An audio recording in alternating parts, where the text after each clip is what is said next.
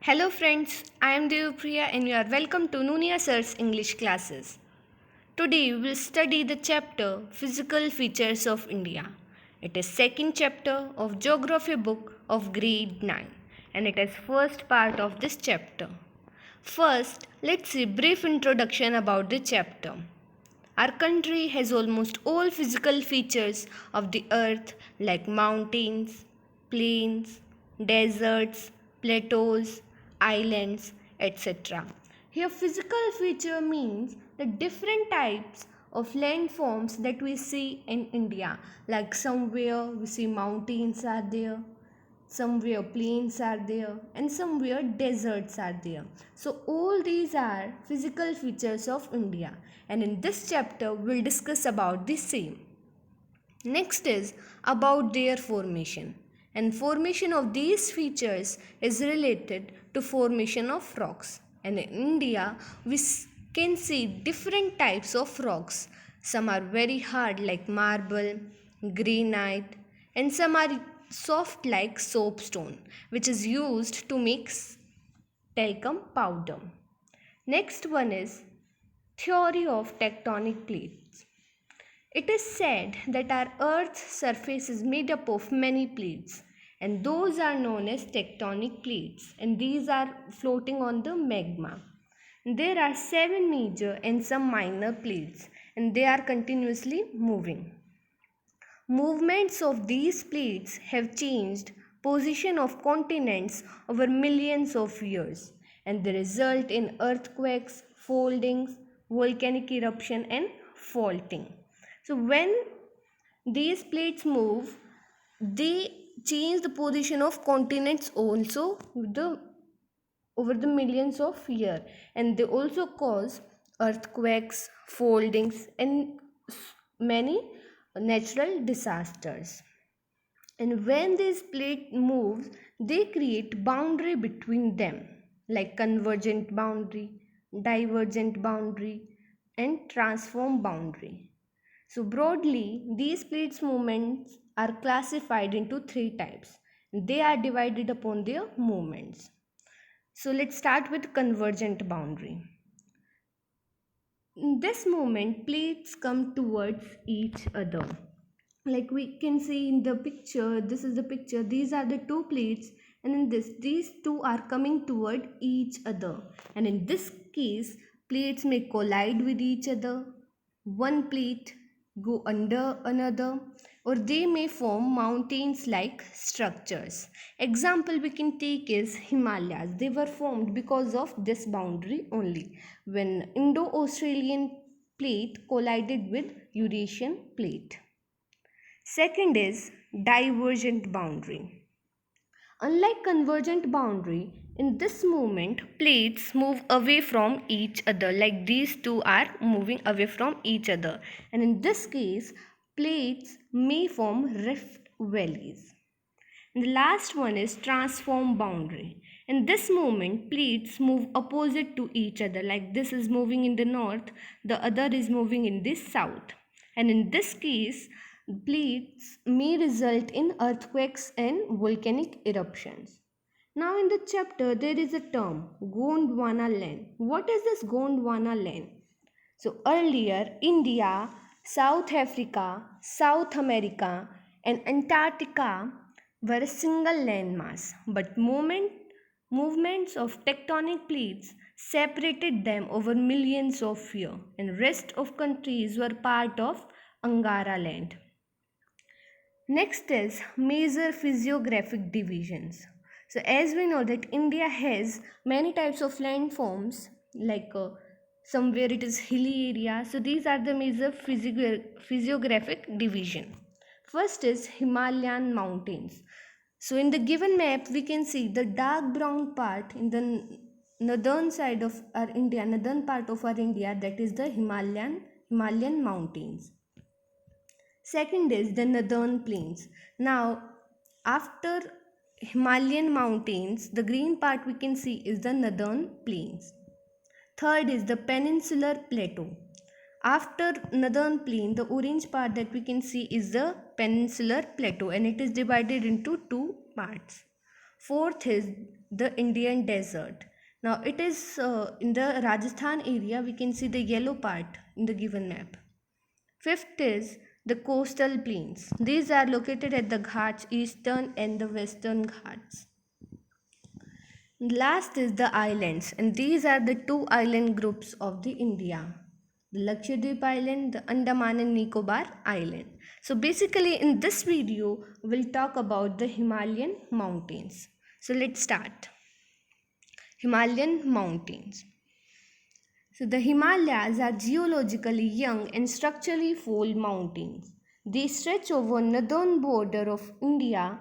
They form an arc covering a distance about 2400 kilometers in Kashmir to 150 kilometers in Arunachal Pradesh.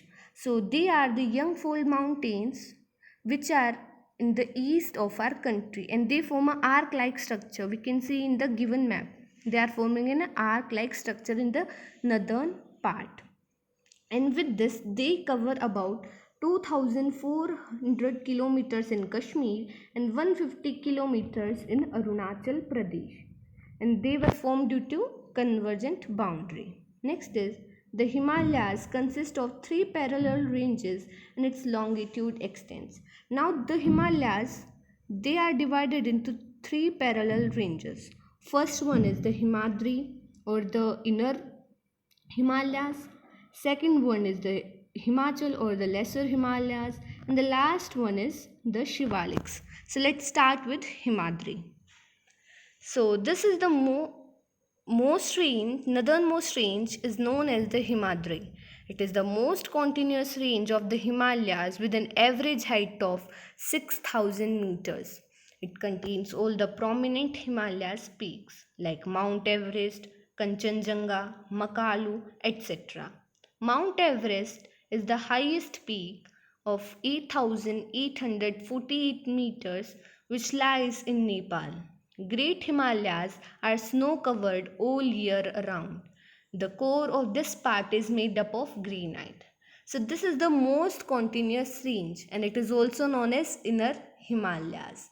And their average height is 6,000 meter. It also contains all the loftiest peaks like Mount Everest, Kanchenjunga and Makalu. And as we know that Mount Everest is world's largest peak whose height is about 8,848 meters and it lies in Nepal. And India's largest peak is Kanchenjunga whose height is about 8,598 meters and it is in Sikkim in India. And these mountains are covered with snow throughout the year and their inner part is made up of granite. It is very hard and strong rock. Second is Himachal. So this range lies to the south of Himadri and forms the most rugged mountain system.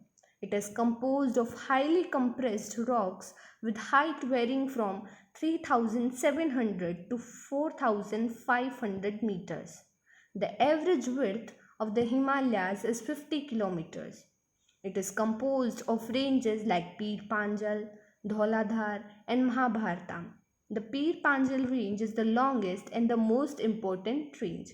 So after Himadri, next is Himachal, or we can say the lesser Himalayas, and their height varies between 3,700 meters to 4,500 meters. Now third one is the Shivalik range. This range is the outermost range of the Himalayas with height varying between 900 and 1,100 meters. The average width is 10 to 50 kilometers. They are composed of coarse sediments brought down by rivers from the main Himalayan ranges. These valleys are covered with thick gravel and alluvium. So third one is the Shivalik, and this is the last range of Himalayas whose height varies from 900 to 1,100 meters. And they are composed of sand and silt which are brought down by the Himalayan rivers. They brought small fine particles with them and they are composed of those particles. Now next is regional divisions, regional division of Himalayas. So the Himalayas are also divided on the basis of region from west to east. This demarcation is done by river valleys like the Indus, Satluj, Kali, Tista and Dihang rivers. After this, Himalayas also divided on the basis of their region, and they are divided by rivers and valleys, and that we have studied. So first is Punjab Kumaon Himalayas. In the west, the part of Himalayas lying between Indus and Satluj has traditionally known as Punjab Himalayas, but it also known as regionally as Kashmir and Himachal Himalaya from east to west. Now the area between the Indus and the Satluj river, it is known as the Punjab, or we can say the Kashmir Himalayas. Next is the part of the Himalayas lying between Satluj and Kali rivers is known as Kumaon Himalayas. Now the part between the Satluj and Kali river, it is known as the Kumaon Himalayas.